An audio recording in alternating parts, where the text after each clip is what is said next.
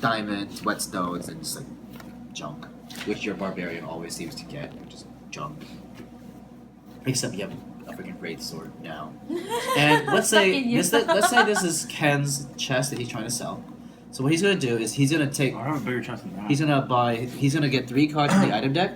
He gets to look at these 3 items, and then he gets to reveal one of them. So if he wants to be a jerk, he can just reveal the junk, and the other 2 stay face down. Because in Storage Wars they always show like a couple of the items, but not all of them, right? And you can only see a couple of eyes when you're looking in. And on the card, there's also a little telescope that also shows that every single person at this table can peek at one of these other cards. So you're allowed to peek only at one of them, so you don't know what this last one is. And so after that, Ken, you start the opening bid. You can be like, take your money, be like, even though I'm selling it. even though you're selling it, because you set the price of how much you want to sell this vault for. Just like in Storage Wars, you set the price.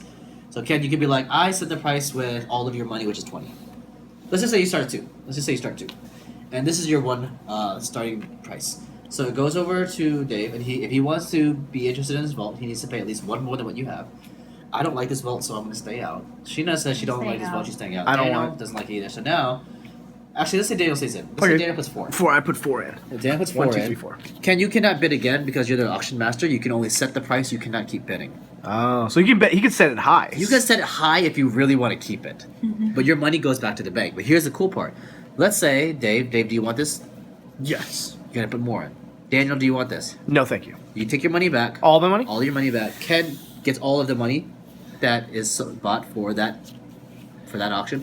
He gets all these items. At the end of 3 rounds, when all the vaults are sold, these represent who you are, but you're gonna get 2 of them, and they represent the victory points that you want to get near the end of the game. To win the game, it's not to have the most money.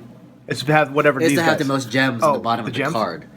These gems are they're just called gems or victory points, and you want the most gems at the end of the game. Gem points. Gem And points. there are some cards that you get. Gem in the hologram. You get Multiply. what's that word when you make sets? There are some cards in this game where you want to make sets. So, for example, if you only have 1 diamond, there's no price right here.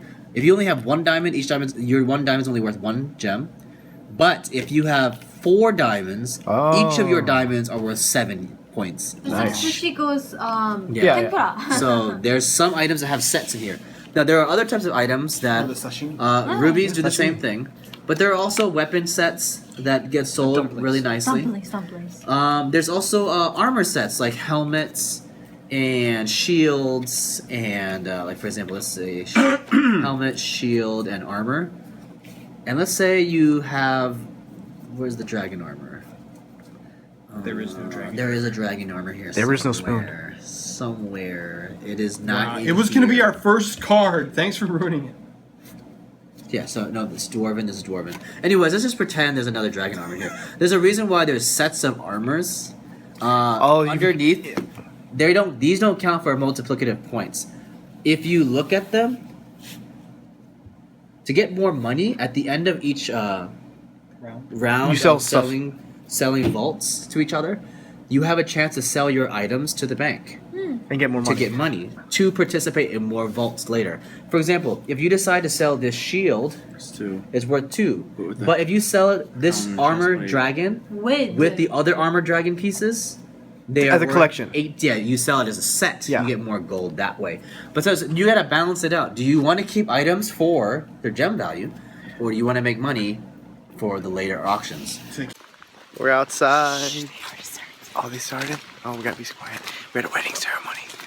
And I think they already started, so we gotta be very quiet. We're in the woods. I don't think they can hear us very much. Hopefully.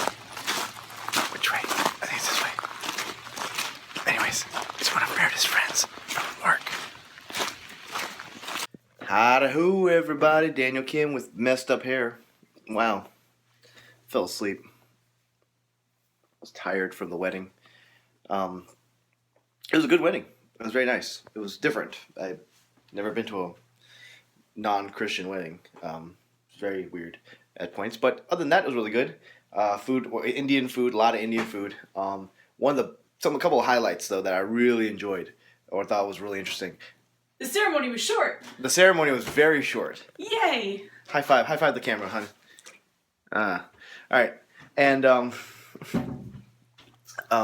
Ginny, right? Because it's weird. It's a weird spelling.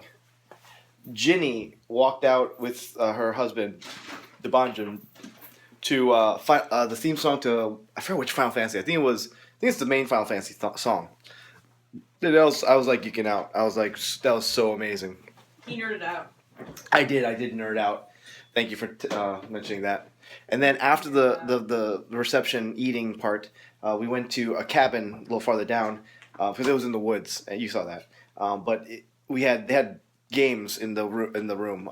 Some of the basic games like Yahtzee and Jenga and stuff like that, Bananagram. But they also had Dominion, which is one of my favorites, and Forbidden Desert, which is another favorite that I have. And they had puzzles. They had a puzzle, a Totoro puzzle that for just for her, not for her, but It was partially for me. it's partially for you. Yeah, they had it imported in from Japan.